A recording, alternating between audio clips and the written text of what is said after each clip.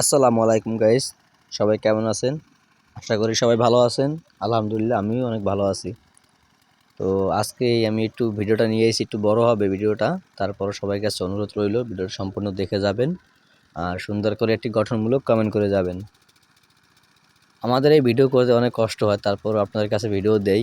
আশা করি আপনারা ভিডিওটি শেয়ার করবেন, গঠনমূলক কমেন্ট করবেন, লাইক দিয়ে সাথেই থাকবেন। আমি আজকে আপনাদের কাছে শেয়ার করতে যাচ্ছি যে পাওয়ার টিলার দিয়ে কিভাবে হাল চাষ করতে হয়। তো আমি আজকে হাল চাষ করতেছি। তো মোটামুটি ভালোই লাগে নিজের কাছেও। আর কর্ম কোনোটাই ছোট না, কাজ জানা থাকলে সব কিছুই কাজে খাটায়।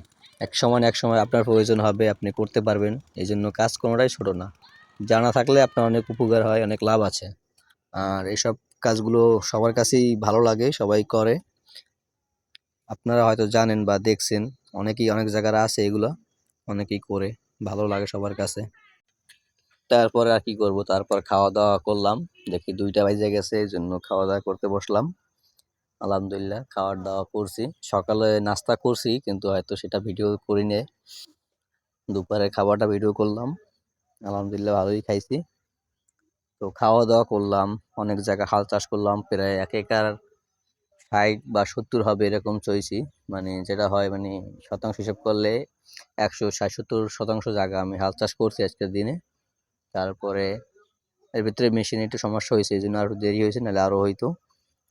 মেশিন ঠিকঠাক করার পরে বাদ বাকি জায়গা গুছাইছি। খাওয়া দাওয়া করে আবার কিছুক্ষণ হাল চাষ করছি, করার পরে তারপর মেশিন পাশে রেখে তারপর বাসার দিকে চলে যাই। আর চারিদিকে মানে এখন তিল ধানের সিজন, এখন সব জায়গাতেই আপনার ধান চাষ করা হয়।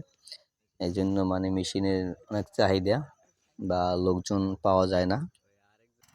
এই জন্য আমি কাকার মেশিনটা একটু চালাইলাম, ভালোই লাগলো।